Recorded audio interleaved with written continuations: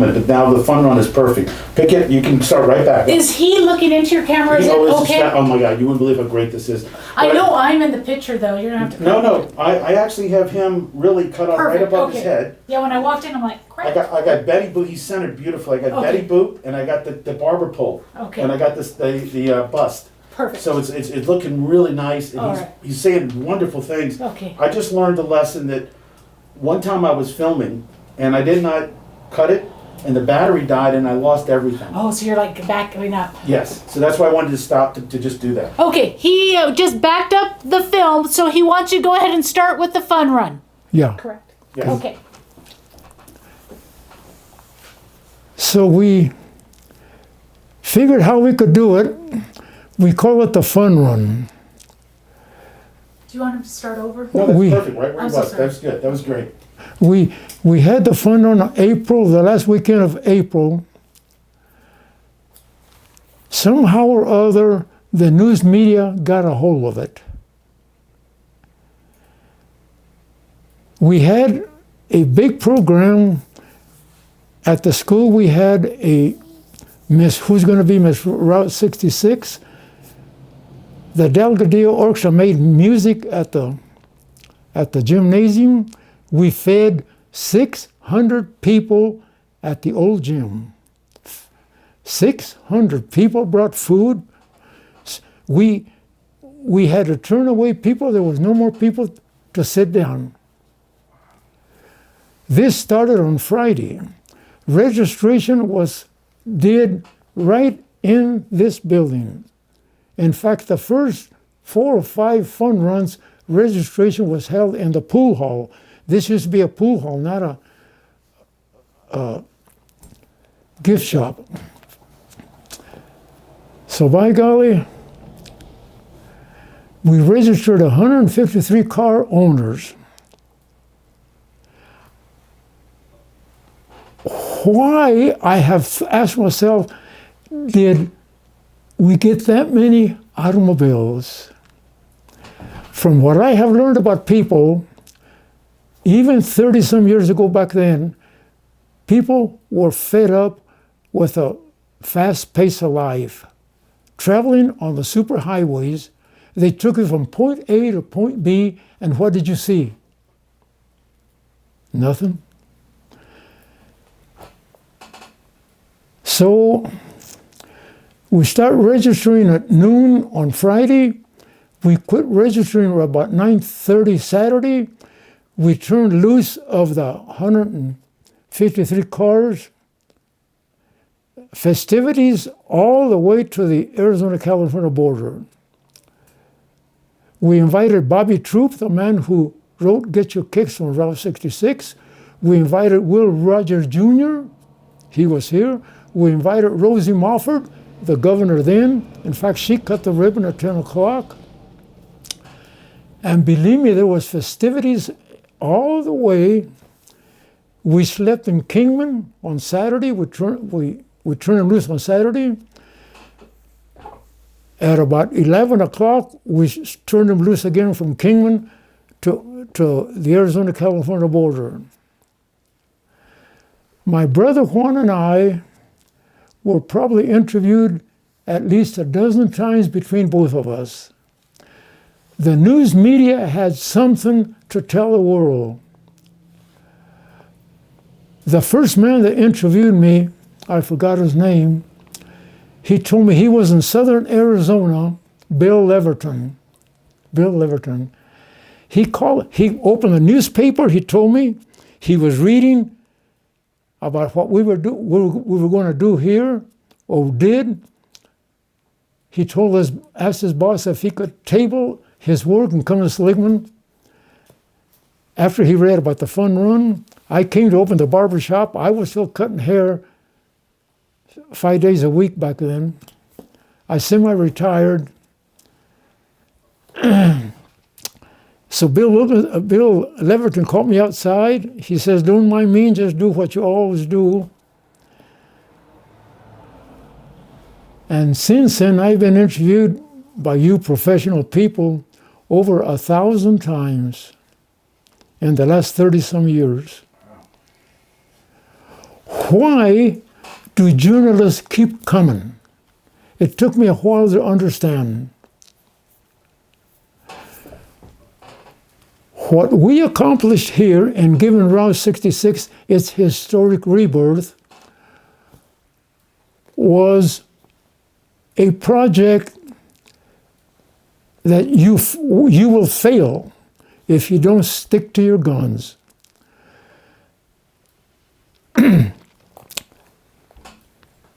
So we didn't let up. We had to literally go against the state Department of Transportation. Our government decertified, decommissioned Route 66 October of 1985. They had a big celebration in Williams, Arizona, 43 miles from here. The news media was thick there, and they told the world, no more Route 66. It's dead. Officially, the world was told that. I said, baloney. It's right there. So in giving Route 66 its historic rebirth was a project unheard of. You go against the government, you go against City Hall, you lose. Well, we did not lose, and this is what the people of the world appreciate and understand, that we, the people, gave Route 66 its historic rebirth. I'm going to tell you a little story. I was still cutting hair one day, and a young German lady in her mid-30s, I guess, found me here. She came in through the door. She introduced herself. She says, I want to shake your hand.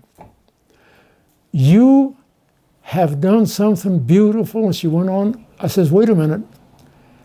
It wasn't me that did it. It was we the people. She says, no, you had an idea and you did not give up. You are who is responsible for all this. I just had the idea, but it was we the people that did it. Beautiful. It's beautiful. It's, and this is why. Okay, let me give you another story. Vilma, my wife, became the first manager of our gift shop. If we sold one or two T-shirts or anything, man, we were really going big.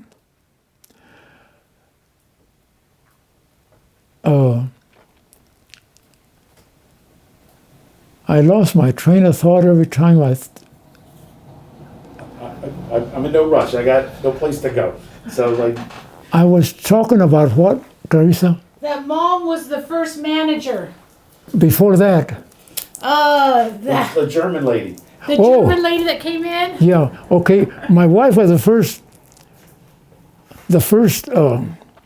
manager, and just on the other side of the wall, we had a table with a tablet. We were getting signatures of people that were coming in to our little gift shop. Every time that someone signed, we would go see where they were from. About 90% of the signatures were international. Why?